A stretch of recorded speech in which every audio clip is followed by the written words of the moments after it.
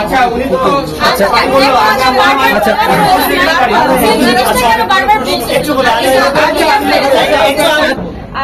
Of course আমাকে যখন আলিফের ব্যাপারটা আলাদা আর অন্যদের ব্যাপারটা আলাদা। আমরা একজন অভিনেত্রী হিসেবে আমরা যেহেতু সোশ্যাল মিডিয়ায় কাজ করি, আমাদেরকে যে কোনো ওপেনিং এ যখন আমাদেরকে ডাকা হয় আমরা অবশ্যই যাই তার সাধুবাদের জন্য বা তাকে শুভেচ্ছা জানানোর জন্য। আর আমাদেরকে যেহেতু পাবলিক ফলো করে, সো আমরা যে ব্র্যান্ডের সাথে থাকি পাবলিকও সেই ব্র্যান্ডটার উপর আস্থা রাখে, সো আমরা সেই জন্যই যাই। কিন্তু যখন ওই ব্র্যান্ডটা কারোর সাথে প্রতারণা করে তখন কিন্তু আর্টিস্টের উপরে নাম এসে পড়ে। কিন্তু আমরা তো আগেও নাই পিছনেও নাই, আমরা শুধু তাকে শুভেচ্ছা জানাতেই যাই।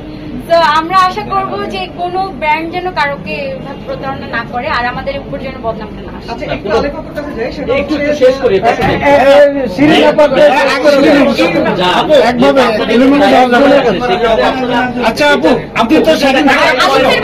আলিফের ব্যাপারটা টোটালি ভিন্ন, কারণ ওর সাথে আমার রিলেশন প্রায় 2 ইয়ার্স। এই মেকওভার স্টুডিও ছাড়াও কিন্তু ওরা আরেকটা মেকওভার স্টুডিওতে ছিল। আমি কন্টিনিউয়াসলি আমি সবসময় আলিফ মেকওভার স্টুডিও থেকে, যেহেতু ওর মেকওভার স্টুডিওর পাশে হচ্ছে আমার বাসা, তো ও আমার খুবই মানে নিয়ার। তো আমি যখনই আমার কোনো শোতে যাই, আমার কোনো কাজে যাই, পার্টি মেকআপ হয়, আমি সবসময় ওর পার্লারে আসি। তো ওর পার্লার থেকে আমি মেকওভার নেই, তো আমার হেয়ার স্টাইল থেকে শুরু করে ও সবসময় করে। সো ও মানে ওর কাছ থেকে আমি এখন পর্যন্ত প্রতারিত হইনি। ও অনেক দুর্দান্ত মেকওভার মানে করে ওর। হ্যাঁ, এন্ড আজকের আমার পুরো ফুল লুকটাই হচ্ছে ওর আলিফ মেকওভার স্টুডিও। তো আমার কাছে মনে হয় আর আলিফ মেকওভার স্টুডিও থেকে অপু দিদি থেকে শুরু করে আমি আর অনেক সেলিব্রিটিরাই কিন্তু এখান থেকে মেকআপ করে। তো আর অনেক সেলিব্রিটিরা আলিফ মেকওভার স্টুডিও থেকে সার্ভিস নিয়েছে। আমার কাছে মনে হয় দর্শকের প্রতারিত হওয়ার কিচ্ছু নেই। আর আলিফ মেকওভার স্টুডিও কিন্তু অনেক ইউনিক ডিজাইনে ওরা মেকআপ করে। বর্তমান আমরা গতানুগতিক যেরকম মেকআপ পছন্দ করি সেরকম লুকই দিয়ে থাকে তারা। কার্ড দেওয়া হয়েছে আপনার? আমাকে কার্ড দেওয়া হয়েছে, কিন্তু কার্ড দেওয়ার পরও আমাদের অ্যারেঞ্জমেন্টের ব্যাপার থাকে, সব আর্টিস্টদের আসার ব্যাপার থাকে, সব শিল্পীদের একটা ব্যস্ততা থাকে, সবকিছু মিলিয়ে ঝিলিয়ে আমাদের টাইমটা হয়েছে যে আমরা মাগরিবের নামাজের পরে আমাদের প্রোগ্রাম। এটা কি নিত্য প্রতিদিনই মানে কি এটা হয় যে আপনারা এক জায়গায় যাবেন একটা অনুষ্ঠান যে এটা দেরি করবেন? আয়োজকরা তো রেডি ছিল। এটা হয় কি আমি কিন্তু কিছুক্ষণ অন্তু ভাই সত্য কথাটা বলেন একটু। ডেফিনেটলি এখানে মিথ্যা কথা বলার তো কিছু নাই। ব্যাপারটা হচ্ছে যে আমি সবসময় বলি যে আপনারা তো আসলে আমরা পরিপূর্ণ, অবশ্যই আপনাদের ছাড়া আমরা নাই, আমরা ছাড়া আপনারা ইউজ করবেন না, অবশ্যই সবকিছু মিলে। যে একজন যে আকাশ ভাই বললেন যে আমরা আসলে প্রতারিত হয়েছি, দেখুন আমিও কিন্তু আরেকটা টিভিতে বসে উপরে আমি স্পিচ দিচ্ছিলাম, আমিও কিন্তু অপেক্ষা করছিলাম। আপনিও যেমন অপেক্ষা করছিলেন আমিও অপেক্ষা করছিলাম। তো আমার একজন কলিগ সে যদি আসতে লেট করে কিংবা কেউ একজন যদি নাই আসে, সেক্ষেত্রে এটা তো যার একেবারে একান্ত ব্যাপার যে আমি কতটুকু ভাবে আমি কিভাবে মূল্যায়ন করছি। ঠিক আছে, আমি তো প্রপারলি মূল্যায়ন করেছি, আমি তো সময় মতো এসেছি, আমি অপেক্ষা করছি। ঠিক আছে, আর শিলার কথাও শুনলেন, জাস্ট ইউটিউবটা আপনারা নিজেরাও জানেন ইউটিউবটা অনেক বেশি জ্যাম থাকে, যে আসলোই না। ঠিক আছে, যেটা বলছে সেটা তো তাকে বলছে 7:30। যে পিআর করেছে একটু শিলা আমি আমার মনে হয় আপনার আনসারটা এটা কেন করলেন আলিফ?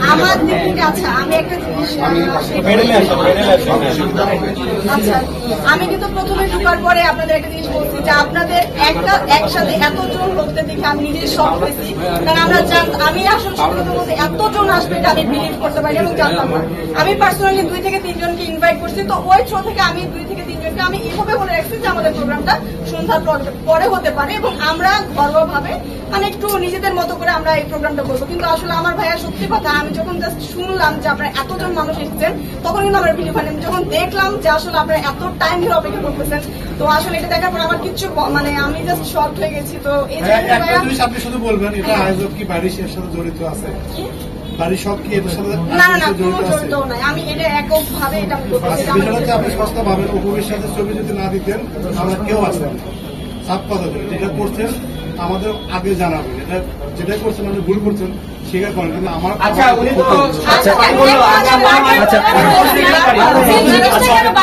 একটু বলে আচ্ছা, এবার কাউন্টার প্রসঙ্গে যান।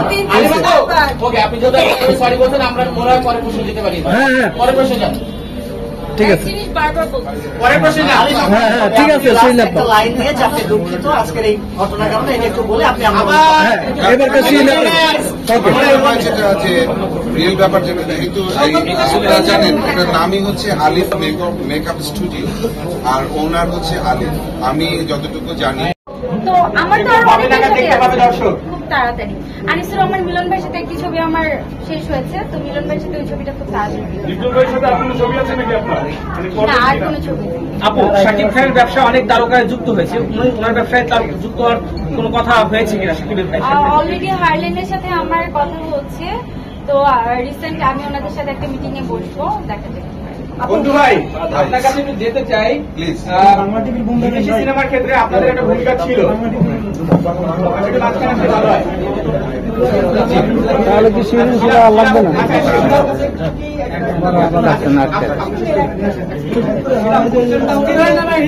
ইদানিং নায়িকাদের মধ্যে একটা ভাইরাল হওয়ার প্রবণতা দেখা যাচ্ছে, যেটা আমরা নায়িকাদের মধ্যে দেখছি। এটা কি কর্মহীনতার কারণে বা কি কারণে, কি মনে করেন? নায়িকাদের মধ্যে ভাইরাল হওয়ার কোনো প্রবণতা নেই। ভাইরাল ব্যাপারটা আপনাদের কাছ থেকে আসে, কারণ আপনারা সাংবাদিক ভাইরা যারা আছেন বা ইউটিউবাররা যারা আছেন, তারা নিজেদের প্রচারণা বাড়ানোর জন্য, নিজেদের ভিউ বাড়ানোর জন্য আপনারা এটাকে ভাইরাল করেন। নায়িকারা কখনোই ভাইরাল হতে চায় না, কারণ নায়িকাদের একটা যোগ্যতা আছে। না, অনেক ক্ষেত্রে দেখা যাচ্ছে যে একজন নায়িকা ধরেন একটা প্রেস মিট ডেকে শোনে, খুব সিরিয়াস কিছু একটা নিয়ে আলোচনা করে এরকম বলে, পরে দেখা যাচ্ছে এটা অন্য একটা ব্যাপার বা কোনো তারকার নাম নিয়ে উনি কথা বলছেন। হ্যাঁ, আসলে কিছুই না। কিন্তু আমরা যদি খোঁজ নিই ওই নায়িকার কোনো হিট সিনেমা নেই, ইভেন কোনো সাংবাদিক ভাইরা আমার মনে হয় না সেই নায়িকার দু একটা সিনেমা নাম বলতে পারে। আসলে এটা ম্যানেজমেন্ট ভ্যারি করে, কেউ যদি এরকমটা করে থাকে আসলে এটা খুবই দুঃখজনক। আমার কাছে মনে হয় আরেকজনকে ছোট করে বা আরেকজনের নাম নিয়ে নিজেকে বড় করাটা এটা কখনোই কোনো শিল্পীর কাম্য হতে পারে না।